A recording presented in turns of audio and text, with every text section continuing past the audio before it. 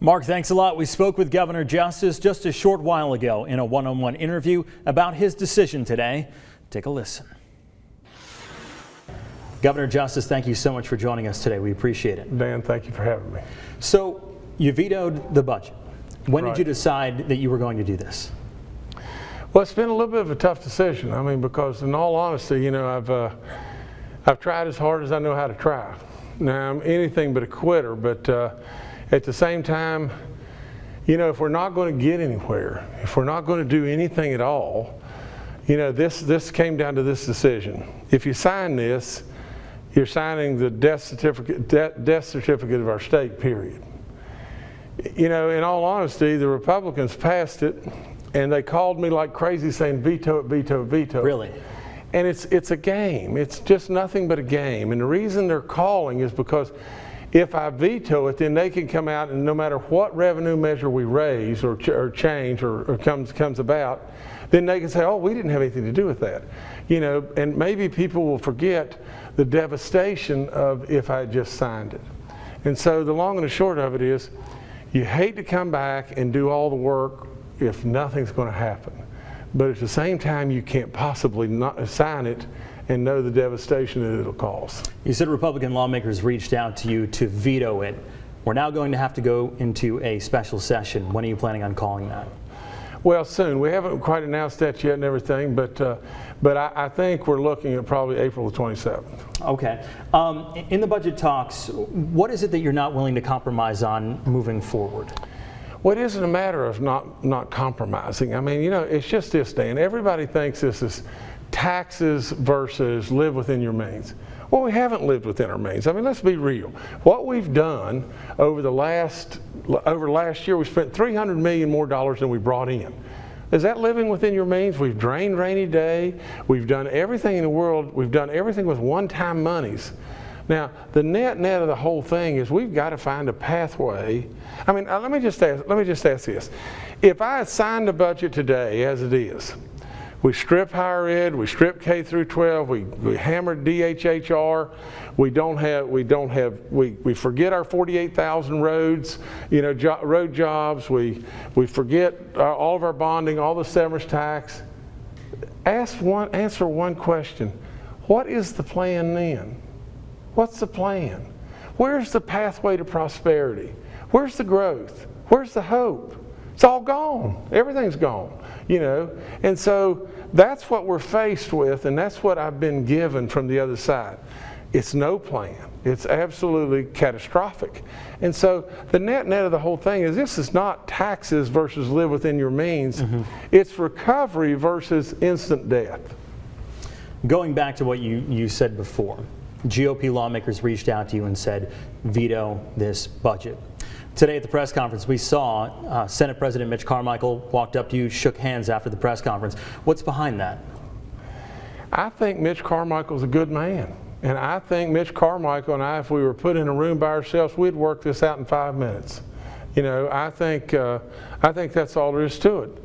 And you know, and I think Mitch completely understands what we got to do, and he wants a component that I'm absolutely for, and that is tax reform in a way that we can lower, you know, our state income tax and get us on a pathway to getting rid of our state income tax. But we've got to have revenue measures in place and everything today to be able to stabilize the patient, and we can't give up on the roads. I mean, that's the dumb bunny of all time. Mitch gets it. He absolutely gets it. And I think the two of us together can get there. Now, I don't know about Tim Armstead. I mean, Tim Armstead has honestly got a long ways to go. And we'll learn more about that probably shortly. We saw a level of theatrics today, probably unlike anything the state has ever seen. You presented a nothing burger, the mayo sandwich again, and we also saw the quote-unquote bull crap laid out there on the budget bill.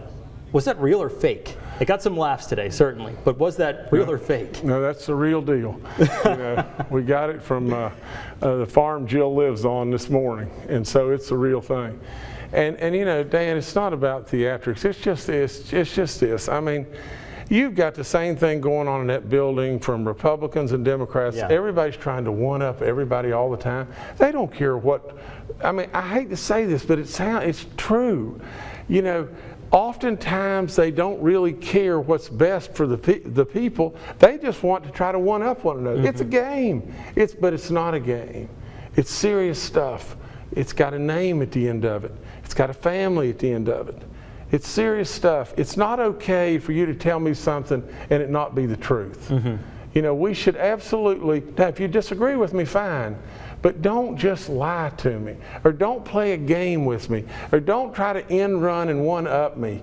Let's try to do our job as good West Virginians, as good Americans ought to do it. Welcome back to West Virginia Tonight. Reports citing unnamed sources show Governor Justice may have used his influence to replace Marshall University's football coach with his lifelong friend Bob Pruitt. Tonight, Governor Justice addresses those reports. Unrelated to the budget, maybe it's related to the budget, depends on how you look at it. Can you address reports that are out right now citing unnamed sources that you were trying to influence Marshall University to have Bob Pruitt be the new head coach? It's silliness. It's just more silliness. Now let me tell you, So it's not true? No, it's absolutely not true in any way, shape, form, or fashion other than just this. I want goodness for Marshall. I'm a Marshall grad. I'm the only Marshall grad ever to be governor. I don't think things are on the right path at Marshall. And I think we need to jumpstart ourselves in many, many ways. When Bob Pruitt was there, we were in the glory days. In all honesty, we were on the way at Marshall. In Marshall and WVU, the separation was maybe here. Today, the separation is here. And the reason it is because Gordon Gee is doing a phenomenal job, and they get it. And in so many different ways, we've drifted at Marshall, and that really disappoints me. And really, what I was trying to do is address many facets of what we ought to do. It broke my heart to watch us with Western Michigan, with Western Kentucky on TV, and the stands with 2 people in the stands. And I'm a guy that speaks my mind. They are the people that make the decision. I'm too smart to say, I'm going to withhold funding, or I'm going to give you more funding, or all that. That's crazy. You don't feel it's your responsibility to do that? No way. It's their responsibility to make the decisions on every aspect of Marshall. But at the same time, I'm going to try to help Marshall in every way I possibly can to obtain as much funding, to do everything and anything I can. But it is an integral part of our state. And for crying out loud, we are regressing. Look at our enrollment. Look at all the different situations that we have. I mean, in the last 10 years, our athletic programs have lost more games than we've won. I mean, there is no way. Marshall's been pretty good up until this last year. I'm not speaking just of football. Okay. I'm speaking of all the athletic programs together. We've lost more games than we've won. What I'm saying is, athletics put you in the news. You know, academics doesn't put you on the cover of Rolling Stones. Athletics does. So it's an important component. The political arena is an important component. The academic arena is a gigantic important component. From Marshall's standpoint, at one time we had a tremendous business school, tremendous teachers college. I think we've gotten into several different things maybe we shouldn't have gotten in, but the net of the whole thing is enrollment's down and we are contracting, and WVU is exploding. And so we need to get it. All I'm saying is these people make the decisions. I am an alumni, I am a supporter, I am a true Marshall lover. I want nothing but good for Marshall, but we need excitement, we need energy. We're giving you the last word, Governor Justice. Anything else you'd like to say? No, I just want us all to know that I'm battling as hard as I can, and I want nothing for me. I just want goodness for our state. Governor Justice, thank you so much. And thank you, sir. Appreciate it. As we go to break tonight, here's a live look at Marshall University's campus, the Memorial Fountain. Your complete local forecast is coming up next.